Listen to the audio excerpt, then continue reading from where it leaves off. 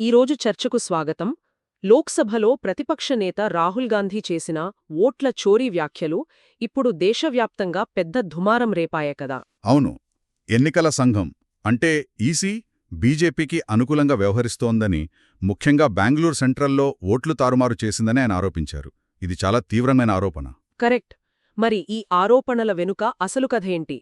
2 ఏళ్ల క్రితం the news minute అంటే టీఎన్ఎం చేసిన ఒక స్టింగ్ ఆపరేషన్కి దీనికి ఏమైనా సంబంధముందా? ఖచ్చితంగా సంబంధం ఉంది. ఆ స్టింగ్ ఆపరేషన్ చాలా కీలకం. ఓకే. అయితే ఈరోజు మనం ఈ అంశాలనే కొంచెం లోతుగా పరిశీలిద్దాం. అంటే బెంగళూరులో మొదలైన ఒక ఇష్యూ ఇప్పుడు నేషనల్ లెవెల్లో ఈసీ విశ్వసనీయతనే ప్రశ్నించే స్థాయికి ఎలా వెళ్ళిందో చూద్దాం. అవును, అది చాలా ముఖ్యం. సరే, ముందుగా రాహుల్ గాంధీ ఆరోపణ. ఆయనేమన్నారంటే 2024 ఎన్నికల్లో బెంగళూరు సెంట్రల్ నియోజకవర్గంలో, అందులోనూ మహాదేవపుర అసెంబ్లీ సెగ్మెంట్లో 1,00,000కు పైగా నకిలీ ఓట్లున్నాయన్నారు. అవును, 1,00,000 ఓట్లు. దీని వెనుక ఎన్నికల సంఘం హస్తముందని ఆయన నేరుగానే ఆరోపించారు. సరిగ్గా ఇక్కడే 2023లో టీఎన్ఎం చేసిన పరిశోధన, ఆ స్టింగ్ ఆపరేషన్ ప్రాధాన్యత సంతరించుకుంది. చెప్పండి దాని గురించి. అంటే బృహత్ బెంగళూరు మహానగరపాలికే, బీబీఎంపీ అంటారు కదా, వాళ్ళు చిలుమే అనే ఒక ఎన్జీఓని నియమించారు. ఓకే, ఒక స్వచ్ఛంద సంస్థ. అవును. అయితే ఈ సంస్థ ఎన్నికల సంఘంతో కలిసి పనిచేస్తున్నట్టు నటిస్తూ ఓటర్ల వ్యక్తిగత సమాచారాన్ని దొంగిలించిందని ఆ పరిశోధనలో బయటపడింది. అది ఆధారాలతో సహా. Oh my god! TNM editor in chief Dhanya Rajendran కూడా దీని గురించి మాట్లాడారు కదా. ఆ స్టింగ్ ఆపరేషన్లో ఇంకా ఏం తేలింది? చాలా విషయాలు బయటపడ్డాయి. ఈ చిలిమే సంస్థ డిజిటల్ సమీక్ష అనే ఒక మొబైల్ యాప్ వాడింది. యాప్ ద్వారానా? అవును. యాప్ ద్వారా ఓటర్ల డేటా సేకరించి దాన్ని రాజకీయ పార్టీలకు అమ్మిందని ఆరోపణ. ముఖ్యంగా బీజేపీకి విక్రయించారని, ఆ పార్టీ నేతలు కొన్నారని కూడా ఆధారాలున్నాయని టీఎన్ఎం చెప్పింది. ఇది చాలా సీరియస్. ఇంకా దారుణమేంటంటే, ఈ చిలుమే సంస్థ వాళ్లు తమని తాము బూత్ లెవెల్ ఆఫీసర్లుగా అంటే బిఎల్ఓస్గా పరిచయం చేసుకుని మరీ సమాచారం సేకరించారట. నిజంగానా? ప్రభుత్వ అధికారులమని చెప్పి మోసం చేశారా? అంతేగదా. అంతేకాదు, బీజేపీ వార్డ్ ఆఫీసుల్లో ఈ చిలుమే కార్యకర్తలకు ట్రైనింగ్ కూడా ఇచ్చారట. టీఎన్ఎం రిపోర్టర్ ఒకరు స్వయంగా ఆ ట్రైనింగ్లో పాల్గొని రికార్డ్ చేశారన్నమాట. అబ్బో, ఇంత పక్కాగా జరిగిందా? ఇక్కడ ఇంకో విషయం చూడాలి. ఈ వ్యవహారం ఎలా నడిపించారంటే, ఉదాహరణకి శివాజీనగర్ అసెంబ్లీ సెగ్మెంట్ ఉంది. అక్కడ ముస్లిం ఓటర్లు ఎక్కువ. అవును.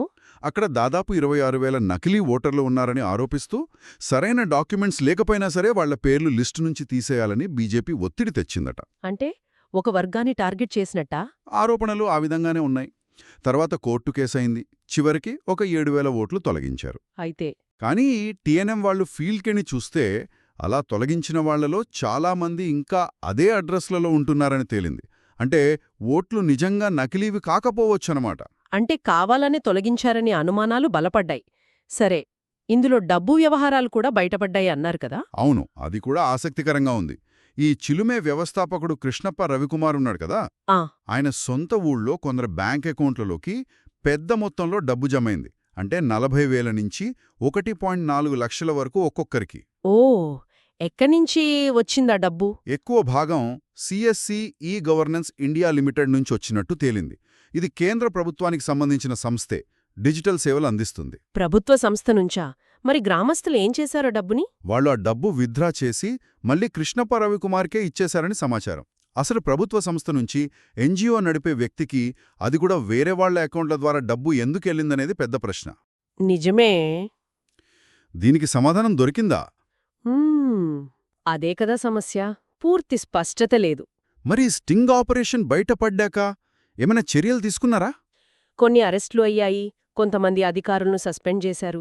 బీబీఎంపీ అయితే వెంటనే మాకు చిలుమేతో అధికారికంగా సంబంధం లేదని చెప్పేసింది. ఓకే.